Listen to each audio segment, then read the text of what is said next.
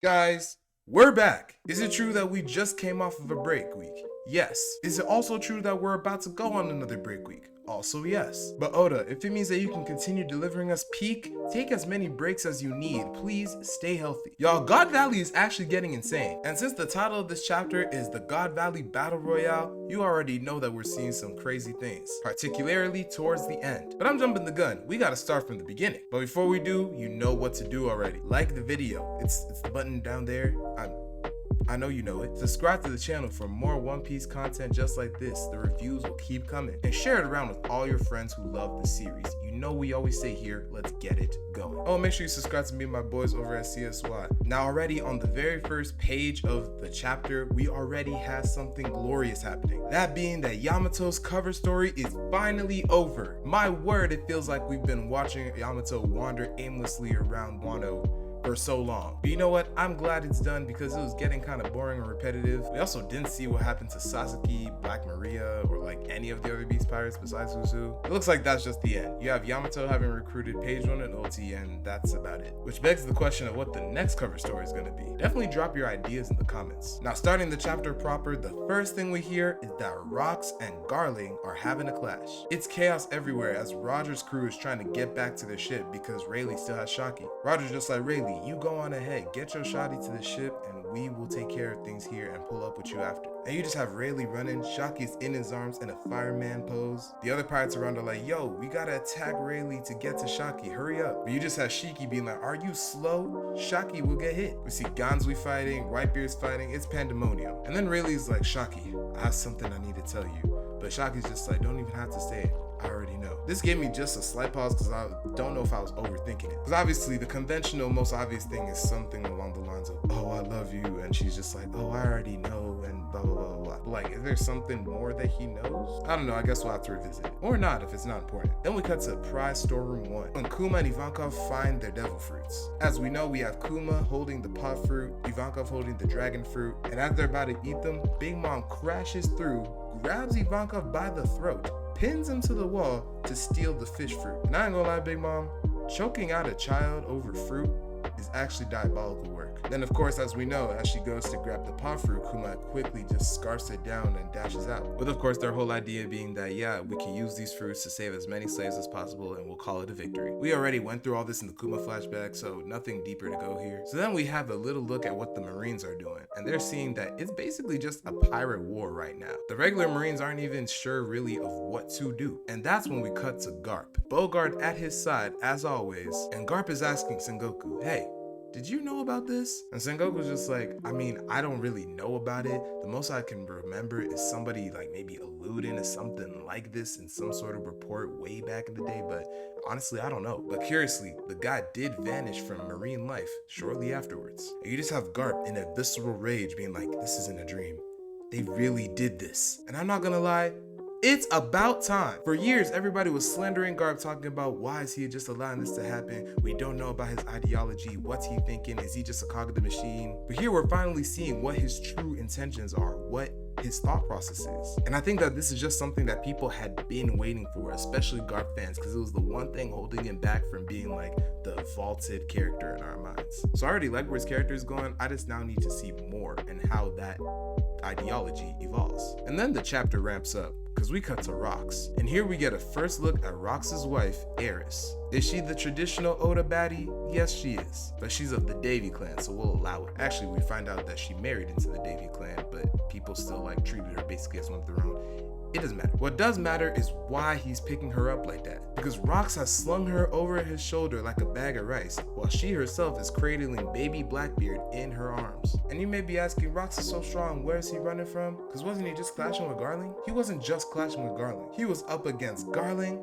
another woman Holy Knight, and the Domi Reversi Davy Clan members. We see that a bunch of the Davy Clan members who were just chill people before living there hiding out, they actually got transformed into demons and now are attacking them. Meanwhile, we cut to Garling, who got off screen, mind you, because he's talking about, damn, his cuts hurt, and it takes a long time to regen from them as well. But him and the lady are just discussing how taking him out is actually gonna please the Great One. Two quick things to talk about from this section. Firstly, if taking out the D clan will please Emu, then this actually just bolsters the idea that I had that Joy Boy was actually the original Davy D. Jones. Because then what you have is that Davy D. Jones and his Davy clan are the enemy of, well, God. And then two, how is Garling regenerating already? Because what that implies is that he's already made a pact with Emu. But we see this with the Gorosei and with Saturn. 200 years ago, Saturn looked the exact same. So why did Garling age? Oda, please don't tell me that there are different packages to the demon powers. Please don't tell me that the Gorosei signed up for the premium package while Garling is still on basic, because that would actually be hilarious. Cutting back to Rox, he's running away with Eris and is just like, yo, we have to get you out of here, let's go. But Eris is just like, hey, let me go.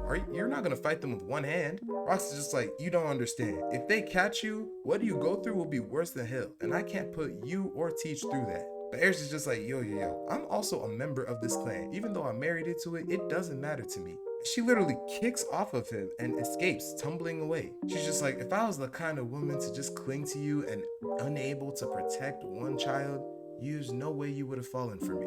And I'm not gonna lie, big round of applause for Eris. This is the right level of toxicity that should be in every relationship. And also, can we give another round of applause for Rox? Stand up husband, stand up father, he's actually a role model. Roger, you're on fraud watch.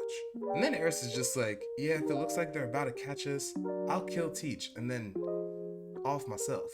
I'm like, wait, I think that's taking it too far. So then you have Garling, who's now fully healed, coming through and about to attack Rox again. And Rox is just like, I guess I'm the one being saved. Goes for a downward sword slash that cuts through the forest of the island. Like, from the way that the panel is, you can see the impact from offshore. I'm not gonna lie, phenomenal. Then we move on to low-key my favorite part of the chapter.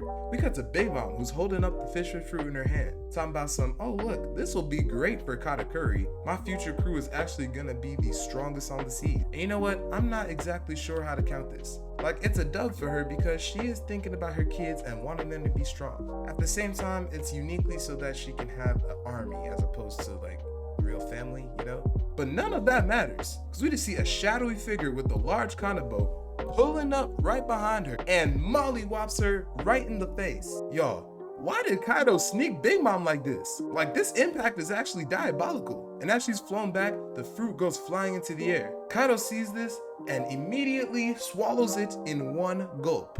And then the most toxic part is that as Big Mom is about to get back up and is like, what the hell? You just have Kaido being like, What is he grinning for? This guy is such a rat. You just have a huge explosion as Big Mom and Kaido clash because Big Mom is, of course, furious. Mind you, this recontextualizes the life bet though. Big Mom always said that, Kaido, you owe me because I gave you this fruit. But that's just cap. She had no intentions of giving him that fruit. So Loki, is this a retcon?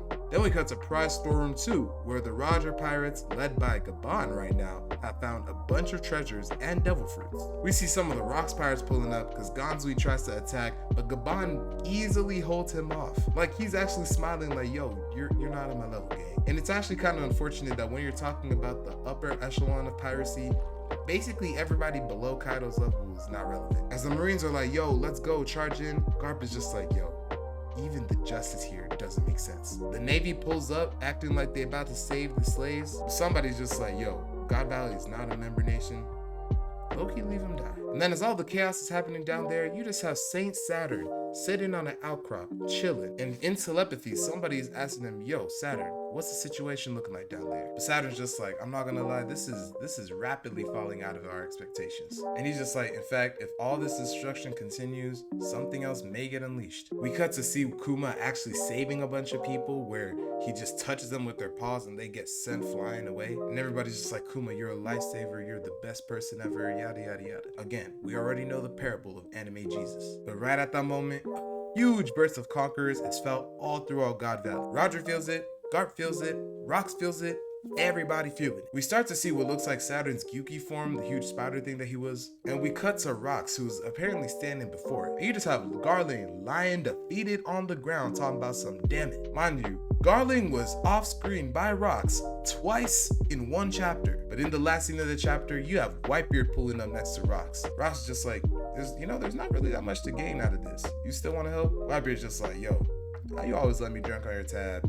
Don't sweat it, man. I'm here. And then you have Kaido pulling up in his full dragon form. Talking about some whoa, guys, look at this, I finally have a devil fruit. While Rox is just like, you know what? Good for you. I'm glad that somebody is having fun in this. And we get a great face-off panel where we see Kaido, Rox, and Whitebeard all looking at something. And Whitebeard doesn't know what that something is. But from our point of view, what it looks like is that Imu is taking over Saturn. The same way that I guess a portion of himself was inside of Gunko, a portion of him is probably inside all the Gorosei. And as a huge monster towers over everybody, you got Garp from a distance just being like, is this a dream? Like, what the hell going on here? Roger having fun, he's like, yo, it's just one crazy adventure after another. And as Whitebeard asks, yo, Rox, what the hell are we up against? Rox, of course, recognizing Imu from the fact that he got into the flower room, is just like, well, if you gotta ask me, I'd say the world. Great, phenomenal way to end this chapter. I'm not gonna lie, this chapter was scrub. I'm not gonna lie, this was absolutely insane. Kaido sneaking Big Mom and stealing the fruit,